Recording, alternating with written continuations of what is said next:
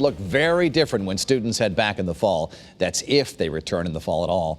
Today, the state laid out the very strict criteria that needs to be met before students head back to campus. Channel 3 Eyewitness News reporter Matthew Campbell is above the newsroom now to explain what it's going to take. Matthew, the governor had quite a bit to say today. Yeah, Dennis, it's like climbing up a staircase, and there are many steps here. Now, first, in order to reopen, there needs to be more tests. Right now, the state is doing several thousand a day. In order for universities to reopen, the state is looking for a total of 200 to 300,000 by late August. So when campuses reopen, it will not be what we're used to. Distance learning will likely be done in many cases because professors and staff could be part of that high-risk category.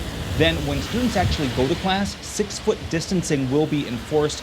That could mean smaller class sizes. It could also mean a lower enrollment. And when it comes to dorms, roommates will be treated like family members, so there won't be a need to have dedicated rooms for each student. So this is all going to be very different, and we could see a later opening date. October was thrown out there today. So it seems like everything right now is up in the air because it's all contingent on meeting the criteria for reopening the state. We don't know today whether the gating conditions will be met in time for a full reopening of campuses in the fall. In particular, we don't know if prevailing health conditions will stay safe enough to warrant reopening.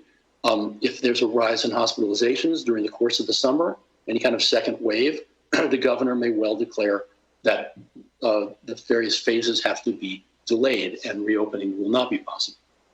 So schools will need to be ready to reopen, but they're also going to need to be ready to move online at a moment's notice as well. Live above the newsroom, Matthew Campbell, Channel 3 Eyewitness News.